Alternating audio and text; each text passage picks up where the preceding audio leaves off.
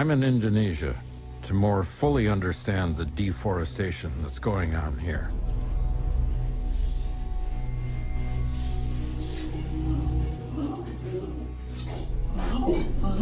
It's an urgent issue because destroying forests emits about the same amount of greenhouse gases as the world's entire transportation sector. And I'm learning that deforestation has other victims.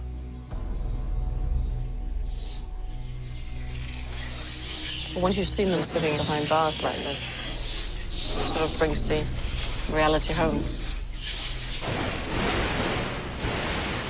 I hear you, man.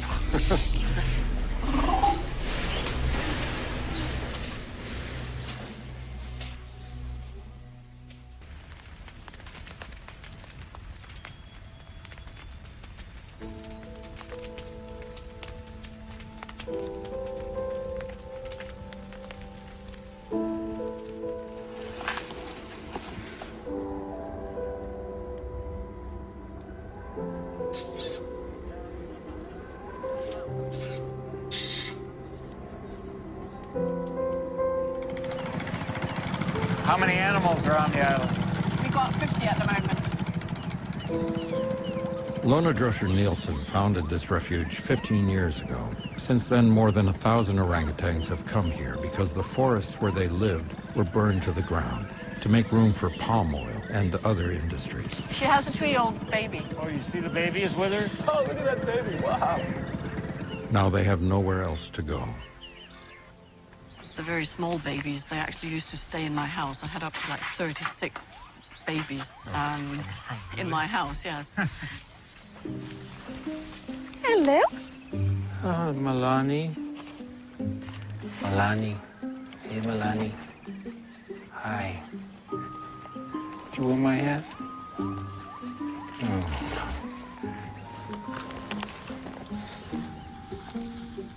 That's an orangutan greeting. Just take your hand and sniff it.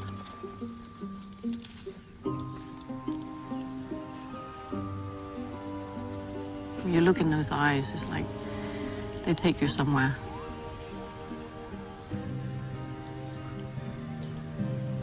I think she might have fallen in love. Every single orangutan that has come into the center, the mothers has been killed. Who killed the mothers? The palm oil industry used to pay. We don't have any proof that they're still doing this, but when they started opening up back in 2002, 3, 4, they were paying awards to the local people for killing orangutans. You know, you can't just turn them away and throw them out, can you? First we took the home away, then they killed the mothers. And are we then just going to say, no, they're not worth it?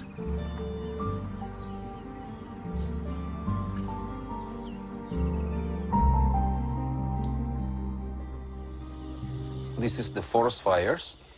During June, there were almost 10,000 hotspots in only 1 month. National Park, I'm seeing the extent of the destruction at a 200,000-acre national park called Teso Nilo. It's supposed to be protected, but that hasn't stopped palm oil interests from invading the park, torching it, and setting up their plantations in the ashes. And apparently, there's big money behind it. To establish an oil palm plantation, we calculate that you need $5 million to do so. Wow. Right, well, you don't invest $5 million in something unless it's a lead pipe cinch that it's gonna, that you're gonna get away with it. So there must be some protection at a higher level. Some strong politicians in this province or in the district as well are behind this. So they're pretty confident that there's not going to be any enforcement or any kind of punishment for what they've done. Oh, man. 2 members of local parliaments are being investigated for ownership of plantations inside the park. And it's bigger than that. A company called Wilmar, which trades almost half the world's palm oil, has a mill near the park and had been buying from the illegal plantations. Wilmar supplies everyone from Nabisco to Gillette, so there's even a chance that some Teso Nilo palm oil has made its way to your local supermarket.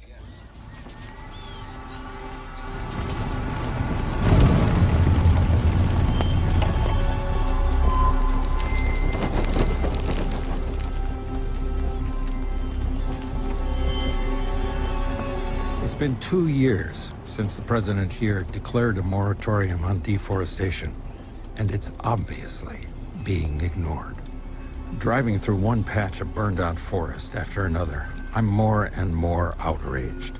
These trees used to store vast amounts of carbon, but now all that carbon is in the atmosphere, warming the planet even more.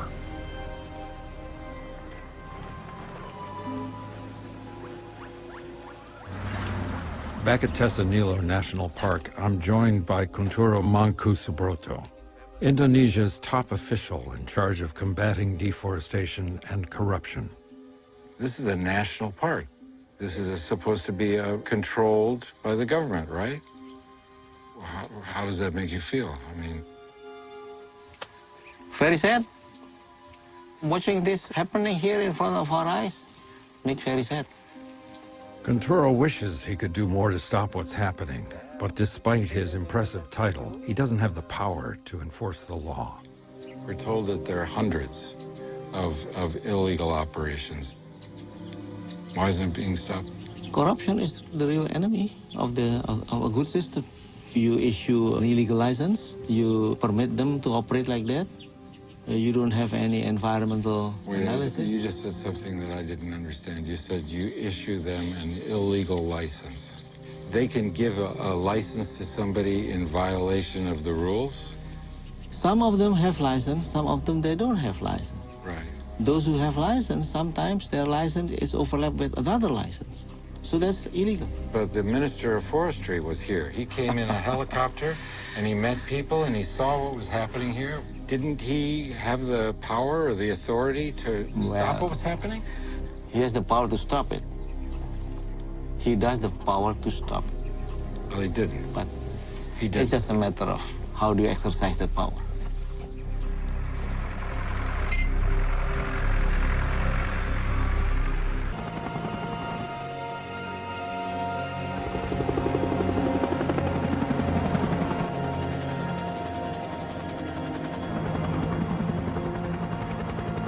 This palm oil plantation is owned by Frankie Wijaya, one of Indonesia's richest men. How many acres do you have here?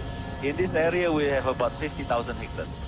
He's the king of palm oil in a land where palm oil is king. Indonesia exports more of the stuff than any other country on the planet. But you have other plantations around the country. Yes, totally we have about 450,000 hectares. Wow, it's huge. Very big, yes. That's well over 1 million acres. What used to be here before it was palm oil? Long time ago, certainly this is always forest. Maybe not that long ago. In the 1960s, forests covered more than 80% of the country. Now, almost half of that is gone. For years, the government encouraged deforestation by taking land from indigenous people and licensing it to companies like Sinar Mas, the conglomerate owned by the Wijayas. They made billions in the process. But in the last few years, Frankie Wijaya has turned over a new leaf. He's pledged to stop destroying forests. Environmental sustainability and economic opportunity is something that can be coexist together. And that's why he's agreed to show me his operation.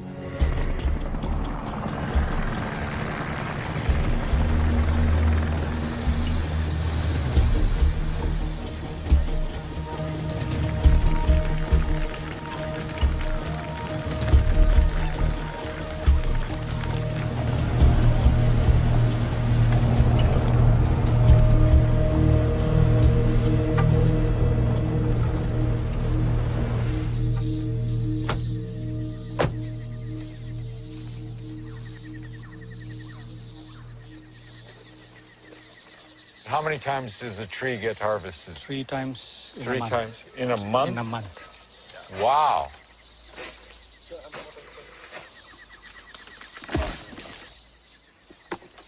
A lot of manual work. Yeah. This bunch is about 22 kilos. Right. And then there's a lot of fruitlets. So these are the things that need to be picked up. That's the profit. That's a profit.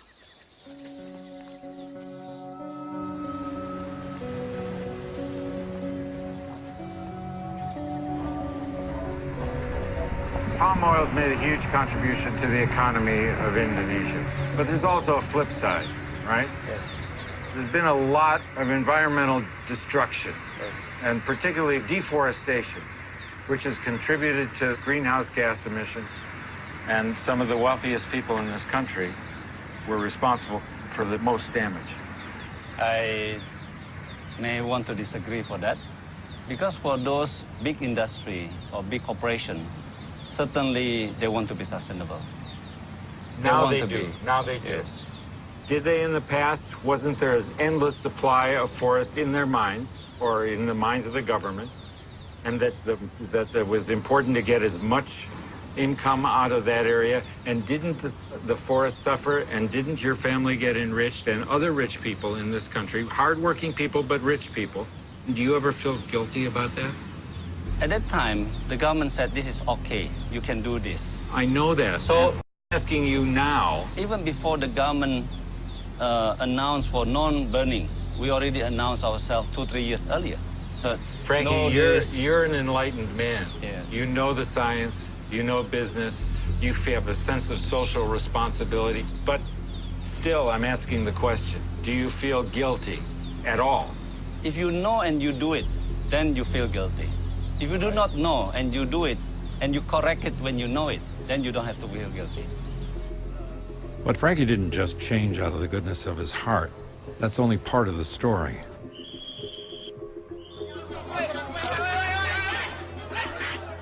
He cleaned up his act after Greenpeace targeted him and his company, Sinar Mas, and got some of the world's biggest corporations to stop buying from him. Bustar, Harrison, how are you? I'm good, man. Bustar Maitar led this Greenpeace campaign and many others, and made a lot of enemies along the way. You've had threats against your own personal safety, haven't you? Yes, yes. Yeah, do you take that seriously? I take seriously, but I'm not take that personally. You know, because if I take that personally, it's become personal to personal, you know? Yeah. You recently entered into an agreement with perhaps the largest family-owned conglomerate here, who are the major producers of palm oil, the Wijaya family. Sinar Mas. Sinar Mas. You were instrumental in persuading them to make changes in their policy, right? Yeah. After almost 3.5 years campaign, blocking the tanker of the palm oil in the biggest palm oil port in Indonesia, we get the attention from them. So you directly with Frankie Wijaya, Yeah, right? I meet with Frankie Wijaya a couple of times.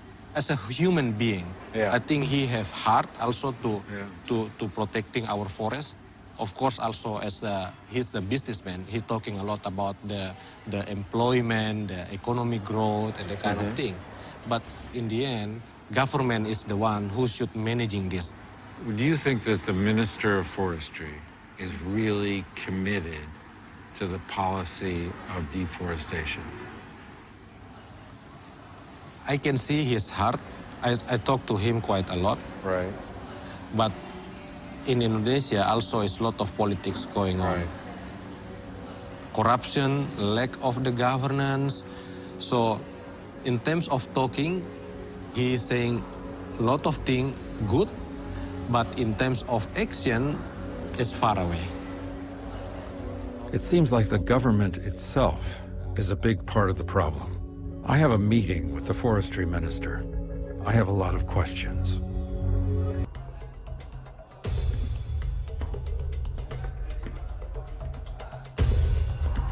Finally, I'm meeting the forestry minister.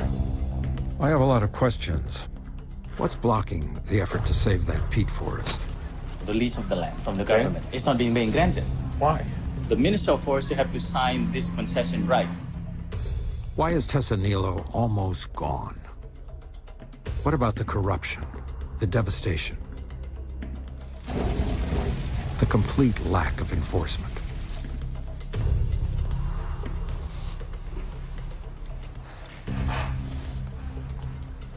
Minister, thank you for taking the time with us. We've been traveling around your country for the past couple of weeks. We have some questions. In the last 15 years, 80% of the forest has been commercially exploited. And when you ask many Indonesians why this has taken place, They say, sir, that there's too strong a connection between business and politics in this country. Yang lain, Anda tahu kita baru berdemokrasi.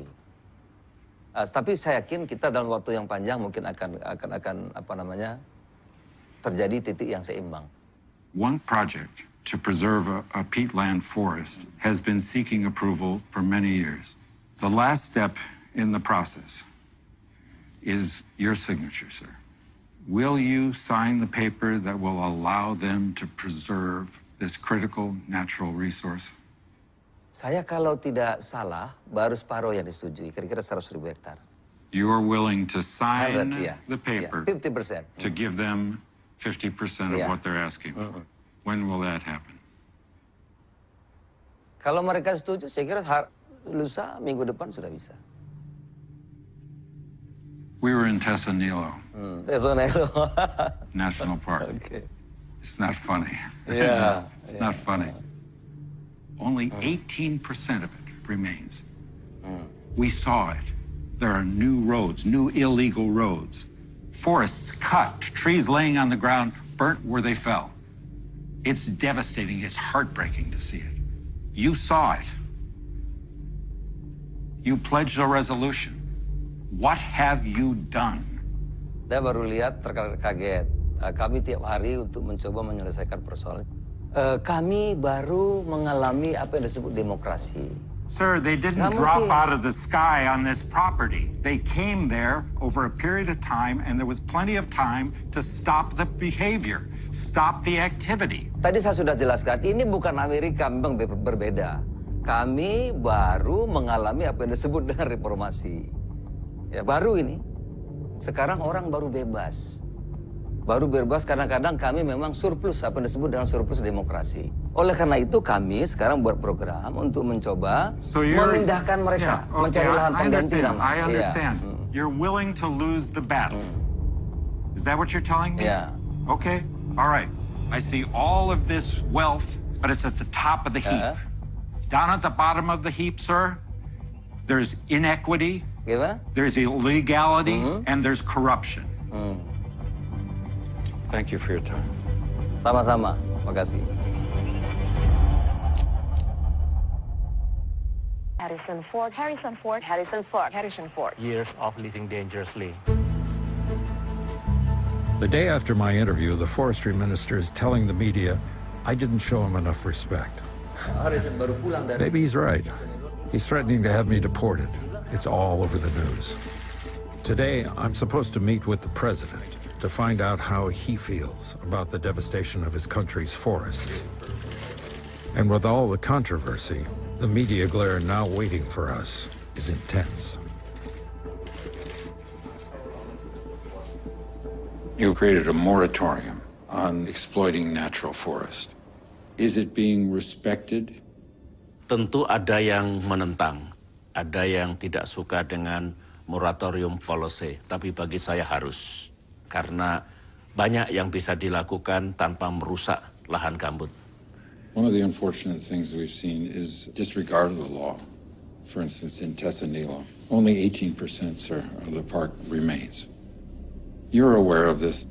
Mr. President, in conversation with the forestry minister yesterday, I asked him about the respect for the law and why it was that there was so much illegal activity.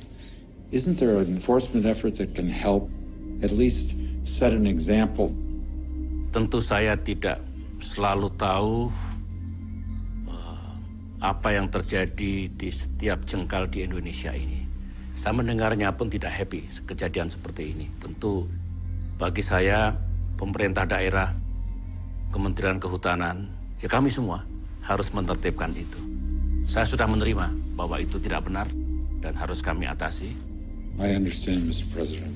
All due respect, I understand. Ya, terima kasih. Tapi saya belum puas sampai pada tingkat yang Indonesia betul-betul. Thank you, Mr. President. Thank you. But as I leave, I wonder if there's just too much pressure to develop the forests for anything to change.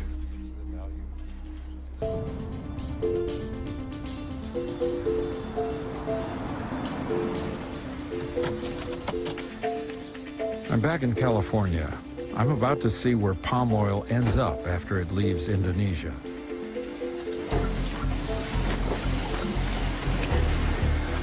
This factory is run by a company called Unilever, which uses more palm oil than any other manufacturer in the world. So, Gavin, I understand you're retired now, but you were the Chief Sustainability Officer of Unilever? That's right. I mean, how much palm oil does Unilever buy in a year? We buy about 1.5 million tons, which represents 3% of what's produced globally.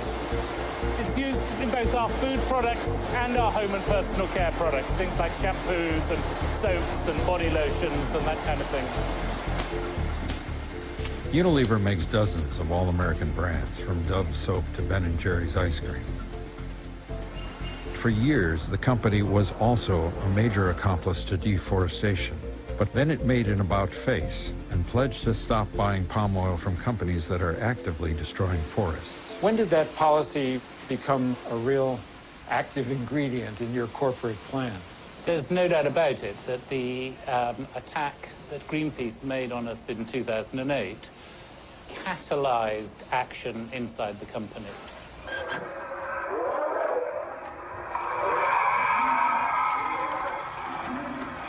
I saw these people climbing the building, and I hadn't a clue what it was.